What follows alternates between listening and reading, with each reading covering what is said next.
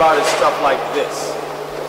Posters like this one with people in handcuffs talking about voting. I believe this is intimidation. This is designed to scare voters off. And anyone who is legally authorized to vote, we want them to vote. We're not here to tell people who to vote for today.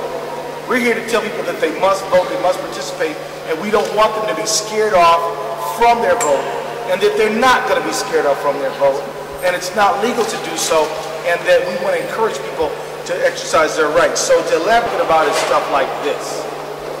Posters like this one with people in handcuffs talking about voting. I believe this is intimidation. This is designed to scare voters off. And anyone who is legally authorized to vote, we want them to vote. We're not here to tell people who to vote for today. We're here to tell people that they must vote, they must participate, and we don't want them to be scared off from their vote, and that they're not going to be scared off from their vote, and it's not legal to do so, and that we want to encourage people to exercise their rights. So to elaborate here, pushing for anyone's election or trying to defeat any particular candidate. That's not what this is about today. What this is about today is the right to vote, and we are standing against things, voter suppression, like this intimidation tactic, which is being posted at university campuses and bus stops and things like this. This is not about encouraging people who have the legal right to vote. This is about discouraging, injecting fear. Just like Hersey said, there are people with the legal right to vote who have every right to vote, but who think, you know what, I'm a little nervous and I just don't need the trouble, I'm going to skip. And we don't want that to happen. We want people to make a statement on November 2nd and be part of their community, and we don't want people to be intimidated, and to put handcuffs like this to scare people is wrong. What we say is that when you go to vote, you will be welcomed by the election judges and the other people working there. There won't be, nobody can try to sell you on who to vote for or vote against within 100 feet of the voting place. You will be able to make your own decision. If you need assistance, you can get it. There will be voting machines for people who are not sighted, who are blind, if they need that kind of assistance. And there's not going to be anybody putting you in handcuffs. So come on out to vote. Don't be afraid. And if somebody wants to try to challenge you, they have to know you. They have to have a specific reason why it is that they're challenging you to vote. It is legal to have challengers in Minnesota, but they have to have a reason. They can't just say, her, him, that person, that person. You don't have to be a fluent English speaker to vote as long as you're a citizen of the United States. So these are important things, and if you have been in trouble with the law and your civil rights have been restored, you have a right to vote. You have a right, you need to get out there and vote so that you can make your statement in this country. So we're standing together to say no to voter suppression like this, and to say yes for voter participation. Is that right, everybody?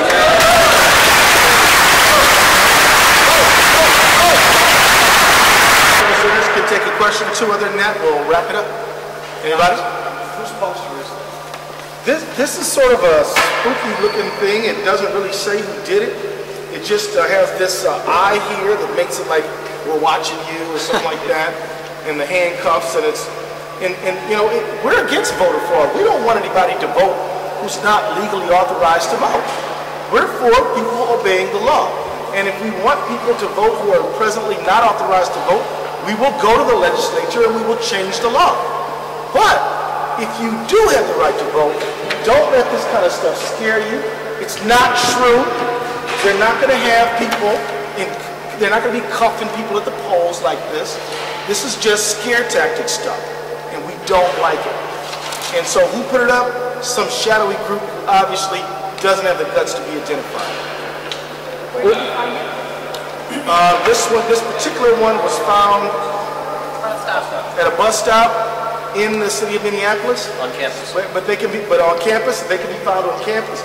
They can be found on neighborhoods where a lot of new Americans live. They can be found all over the city. And we don't want anybody to be made afraid. And I'm concerned because, you know, there was an ad being run in one of the southwestern states in Spanish telling people, the Democrats and the Republicans are bad, just don't vote. This is signaling to the Latino community to suppress their right to vote. And we want all of our Latino citizens to vote. We want all of our new Americans to vote. We want all of our folks who have disabilities to vote. Everyone who is an American citizen legally authorized to vote, we want them out there participating in their government, and that's why we're standing up here today. Congressman, do we know which organizations might be monitoring for voter fraud out there in Minneapolis and elsewhere? Well, you know what? Everybody should monitor for voter fraud. This is not about voter fraud. This is about voter intimidation and voter suppression. That's what it's about. We say if you want to win an election, you go convince people your ideas are better. But to try to scare people, that's wrong. And so, do we know the name of the group?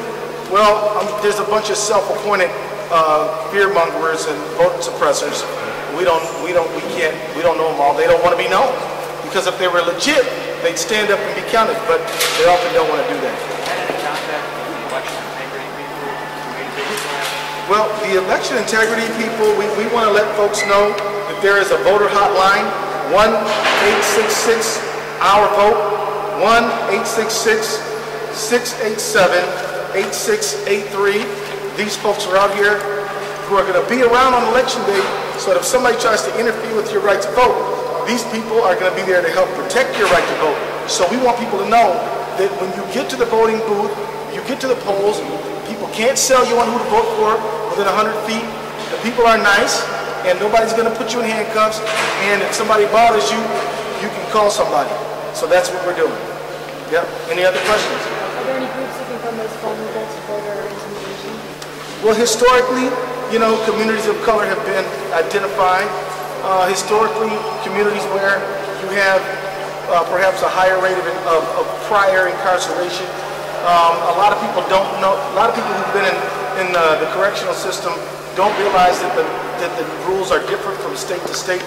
And so, some states that have a lifetime ban on voting, one of those folks may come to Minnesota, completely clean their life up, but they may not know that you know, in Minnesota, if you're off paper, the rules are different. So, I mean, the fact is that there are a number of populations. You guys, anybody want to add on to this? Or? I would like to, I mean, I think also people don't... Come on over here and do it, because the mic's over here. I just think that most people don't realize that the vast majority of people who are actually on probation and parole are living in the community too. Most of them have never even spent a day in prison. So the majority of disenfranchised have never been to prison. But the other thing is this population we're talking about, it's not just urban. The majority of people who are getting their rights restored after completing their sentence are actually living in greater Minnesota. All right, thank you, Sarah. So maybe we can take another question or two and then wrap it up.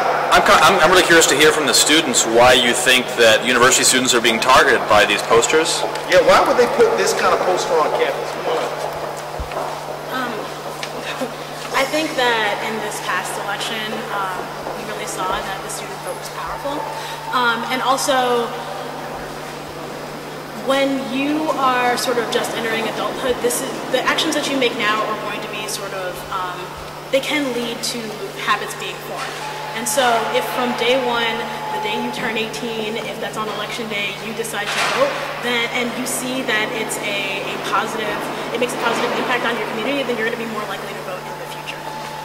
And our college shooting community is no different than our greater Twin Cities community, Minnesota community.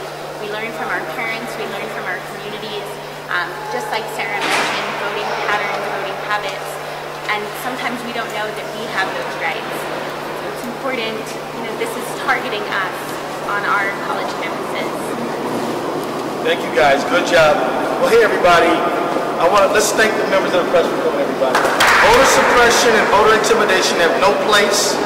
Everybody who's legally authorized to vote, we urge them to participate, especially students, especially communities who have historically been excluded from the vote. And we want to make sure that we have this great tradition of voter participation in America and in Minnesota restored, and we're going to keep it up. So everybody, let's give a hand to voting, everybody.